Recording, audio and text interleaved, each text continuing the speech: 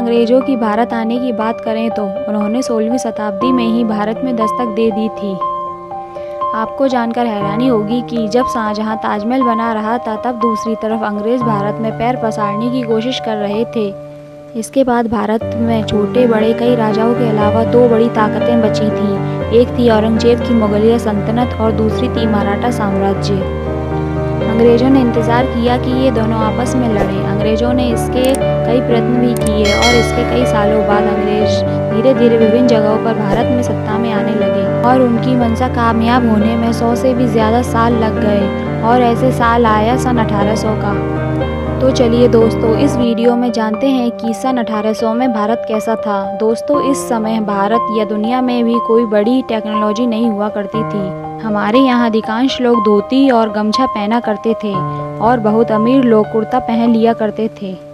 बाद में अंग्रेज़ों की शर्ट और टी शर्ट को भी कुर्ता कहा जाने लगा। आज भी आप अगर उत्तर प्रदेश या पश्चिम बिहार में जाएंगे तो कुछ वरिष्ठ लोग शर्ट और टी शर्ट को भी कुर्ता ही कहते हैं। उस समय ज़्यादातर जगहों पर भीड़भाड़ नहीं हुआ करती थी। पूरे भारत में केवल 16 करोड़ लोग ही थे और यहाँ पर पूरा भारत यानी कि अखंड भारत, जो भारत पाकिस्तान, बांग्लादेश, बर्मा और अफगानिस्तान से मिलकर बना था, यानी कि आज के इन 5 देशों के विस्तार में सिर्फ 16 करोड़ लोग ही रहा करते थे। उस समय भारत में बहुत ज़्यादा प्रोफेशन नहीं हुआ करते थे। अधिकांश लोग तो किसान ही हुआ करते थे जो पूरा दिन खेती बाड़ी करके पशुपालन करते थे और शाम को अपने घरों में आकर भजन कीर्तन और सत्संग किया करते थे और रात को जल्दी जल्दी सो जाते थे और सुबह फिर जल्दी उठ जाते थे। यही भारत के ज़्यादातर लोगों का नित्य क्रम हुआ करता था। तब लाइट्स नहीं थी, इसलिए शाम को भजन या ईश्वर पूजा करने में बाधा ना आए इसलिए दिए जलाए जाते थे।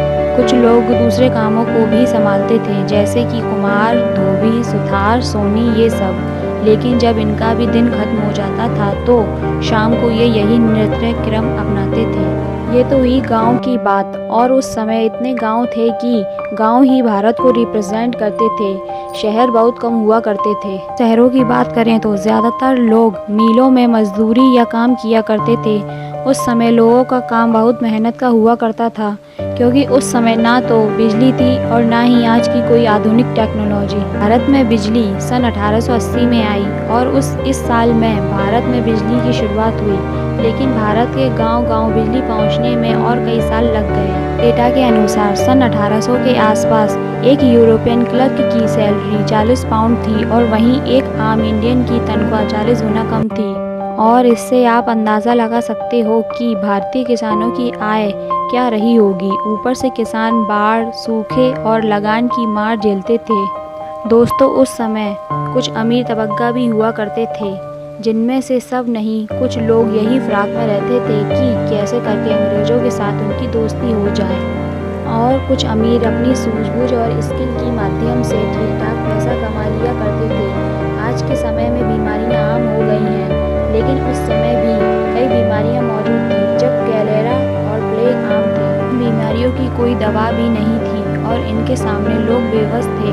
अधिकतर दिक्कत प्रसव में आती थी और जानकारी के अभाव के कारण कई महिलाओं को प्रसव में ही हाथ धोना पड़ता था और इसके कारण कई बच्चों की भी ज़िंदगी चली जाती थी। और अगर बात करें तो उस समय के कुछ चुनिंदा लोगों की, जिसे खुश कह सकते हैं, तो बस वही लोग थे जो या तो किसी अच्छे किंगडम में रहते थे या अमीर थे। दबे कुचले लोग गरीबी और बदहाली के कारण ही बेबस थे। एजुकेशन की बात करें तो उस वक्त 10% से भी कम भारतीय पुरुष पढ़े लिखे थे और 1% से भी कम महिलाएं। और इनमें से ज़्यादातर आंकड़ा शहरों का ही है। गाँव में इससे भी बदतर हालात थे, पर हालांकि ऐसा नहीं था कि वो ना पढ़े लिखे लोग स्किल्ड नहीं थे। वो लोग स्किल्ड भी थे और अपने कई कामों में माहिर भी थे, लेकिन कम पढ़े लिखे होने के कारण लगान जैसी चीज़ों में डील नहीं कर सकते थे। भारत के लोग उस समय पैसों से चीज़ें खरीदने और बेचने की बजाय एक्सचेंज में व्यवहार मानते थे, जैसे एक मटके के बदले 5 किलो चावल या 10 किलो आटे के बदले 5 किलो दाल। हर गाँव में ऐसे ही व्यवहार होता था। चीज़ों के बदले चीज़ें दे दी जाती थीं और ऐसे गांव में सभी लोगों के पास सब कुछ पहुंच जाया करता था और ख़ासकर गांव में अनाज बाहर बेचने जाने की भी ज़रूरत नहीं पड़ती थी। तो दोस्तों, 18वीं शताब्दी का भारत कुछ ऐसा था। उस समय कुछ चीज़ें बहुत ही अच्छी थी तो कुछ बहुत ही ख़राब, और ऐसा लगभग हर समय में होता है। हर समय कुछ पॉजिटिव कुछ नेगेटिव एक साथ ही पाए जाते हैं। तो आपको कैसा लगा ये भारत? और अगर आप उस वक्त की किसी चीज़ के बारे में जानते हैं तो हमें कमेंट में ज़रूर लिखें, और अगर आप नए हैं तो हमारे चैनल को ज़रूर सब्सक्राइब करें। Have a good day, take care.